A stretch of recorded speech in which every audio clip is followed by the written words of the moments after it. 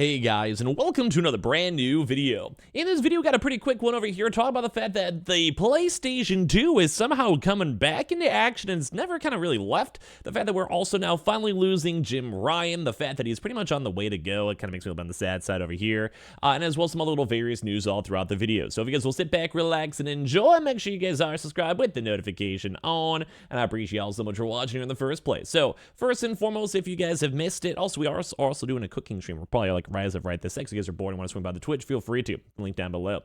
But if you guys missed it, the PlayStation 2 has not existed for quite some time.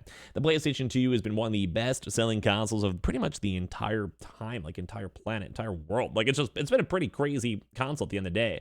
But the PlayStation 2 has always kind of been kicking. But right now we're seeing brand new news on a few different things. Number one, the fact that sadly Jim Ryan and the current PlayStation CEO is now stepping down. I believe he's pretty much gone. Like we might have a more proper video on him, but he's pretty much, I think, done at this point. It's gonna be a brand new intern CEO being Mick Don in. So we're, like I said, we'll do a more proper video on that one. But regardless, it's kind of basically Jim Ryan's last big publicized podcast and kind of gave it a lot of really cool information in regards to where consoles were, where things are going, and everything else.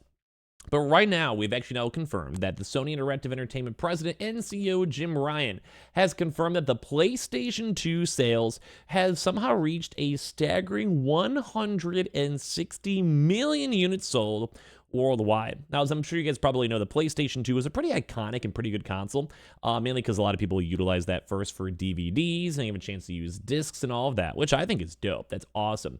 But as well, it just was like a fun time. Like a lot of people like the first PlayStation 1. There wasn't as much competition in the console market. I mean, there wasn't that much as of now, but you guys get the picture. And overall, it's just big. Like it was kind of the very first widespread introduction to gaming as a whole. And typically, sequels don't usually do as well as the original case. And this was kind of a fun one because it seems that sales have still been ongoing for quite some time. Now, we're not sure this kind of just means like random mop and pop stores in like India or whatever, but yeah, it's cool because it's broached one of the biggest sales records for any console ever. Like, it's insane. So, soon to be retired gaming boss offered a updated figure on the chat of a recent episode of the official PlayStation podcast. The conversation saw him covering his time at Sony while talking about the company's direction for the future.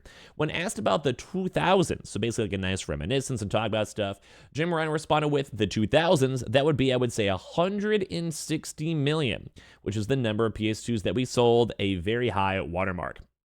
Now, as of right this second, the PlayStation 5 is not even anywhere close to that, and with it being a few years in the actual cycle, no one knows if it's going to break 150 million either. But at the same time, the PS4 did really well and is still actually selling, and the PS5 still has many more years to go, and also factoring things like the PS5 Pro over time. But it's crazy, because these are some huge numbers, and the PlayStation 2 is still around. So the last update in the PlayStation 2 sales put Sony's second home console at 159 million units sold. Now, in theory, he could always just be rounding up, but Sony officially reported 150 million units moved in 2011, but the device remained in production for another 2 years after that. And then Nico Partners analyst Daniel Ahmed would later say that sales eventually rose to 155.1 million by March of 2012. In the fiscal year ending of March 2013, a total of 16.5 million PS3 and PS2 units were shipped. Ahmed said in the 2018, PS2 was still being shipped during this period, so the info we're missing is how many units were PS2 and how many were PS3. Using PS3's 80 million sell in announcements as a guide, you were basically backwards and worked out that the PS2, so sales from March of 2012 through the end of its production, must have been close to 4 million. For some odd reason, people and companies are still buying the PlayStation 2. They're still being, maybe, I'm not necessarily sure if they're still being produced like in a factory. I'm probably not. But like, let's go and say you're Sony. You buy an extra million consoles, and over time, they're like, hey, it's been 6 months since the PS3 has come out.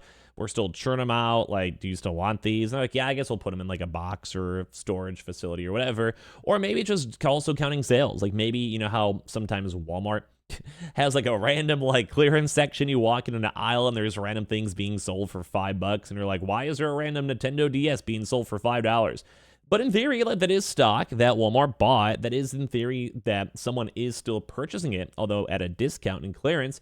So at the end of the day, it seems like the PlayStation 2 is still actually somewhere out, like, kind of kicking, even now. So the PlayStation 2 has long dominated the list of best-selling consoles of all time, with 160 million units sold. The next closest game-playing device is the Nintendo DS, with 154.02 million. Now, it'd almost make me laugh if for some odd reason Jim Ryan's trying to be like, hey, yo, my boys, like, we're just trying to go keep on getting those few inches over the DS. Hey, remember those 6 million extra consoles we sold over the DS? Yeah, bite me, bro. Like, it's kind of like, just, I don't know, like, I could probably see it. So after that is the Nintendo Switch at 140, although the Nintendo Switch is still in production. So there's a small chance that the Nintendo Switch could actually beat the PS2.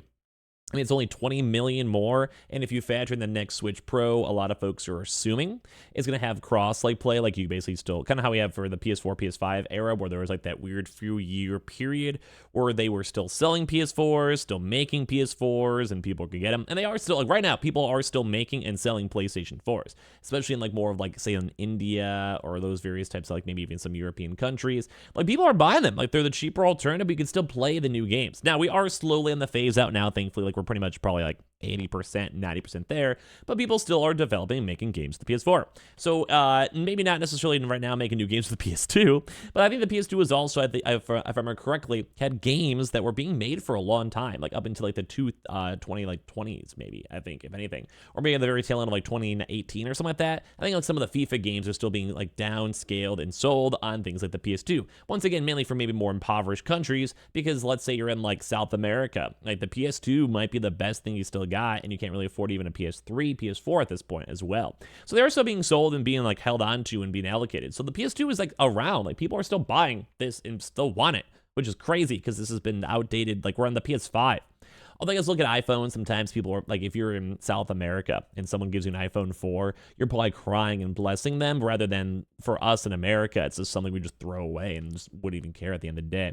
So if you guys are always kind of curious too, there has been some other bigger consoles too as well. I believe also like the Switch has done phenomenal, the Wii's done really good, the Wii U's been dog, Xbox hasn't really ever been up in this chart, but kind of seems like the PS1, PS2, PS4 depending, maybe the PS5, we'll see, but it's kind of fun to go and see that some of these video game consoles are still around in the first place. But if you guys are kind of curious, the least selling consoles back in the day were the Sega consoles. The Wii U's at 13 million, PlayStation Vita's at 14 million, Sega consoles moving up, the original Xbox at 21, GameCube at 21. I loved my GameCube back in the day. Xbox Series S is around the 25 millions, the Nintendo 64 around the 30 millions, the NES is at 50, PlayStation 5 is still moving up there with 55 million, Xbox One 58 million, the NES 62 million, the 3DS 76 million, Game Boy Advance, I love this back in the day, 81 million, the PlayStation Portable at 82 million, this is my bread and butter, I love, this thing was one of the coolest things I ever had, they should remake one, 360, 85 million, PS3, 88 million, Nintendo Wii, cracked over the 100 million, PlayStation is at 12.5 million, PlayStation 4 at 117 million, Game Boy, Game Color at 118 million, which these are insane numbers for me, because some of these are even back in the day. The Switch is around 140 million, the DS at around 154 million, and the PlayStation 2 still is the number one right now at 159 million, but as apparently right now, 160 million. So really fun to go and see. Now we had some also little fun kind of side stuff over here, where CD Projekt Red, I think there's been some rumors on a Cyberpunk 2 and other new IPs saying that they don't want to have any microtransactions, basically calling out the Dragon's Dogma recent vibe, which I still kind of stand by. I do think Dragon's Dogma, although it hasn't really changed the game as a whole too much, still don't like the idea of microtransactions. I have played the game now for a pretty good solid amount. I have not had a single need for microtransactions, but I will stand by my opinion that I do not think that they should be in games as a whole. So I'm happy to see other big figureheads in the industry, like all this type of stuff, still existing and agreeing. This makes me very happy. Now, as well, we also did have Helldivers 2, which said it was one of his dreams out here. I almost want to maybe make a fun little wholesome video on it. Basically saying he would want his Helldivers IP, which has still been doing phenomenal. People are still playing it. I still like it. Good game. That they want to have this be one of the biggest PlayStation games out there. So fun stuff to go talk about. Let me go give you thoughts and comments down below. I appreciate y'all for watching. Swing by the cooking stream if you guys are bored up on Twitch, having some drinks and chilling. I appreciate y'all for watching. I'll talk to you guys all soon. Good night, guys.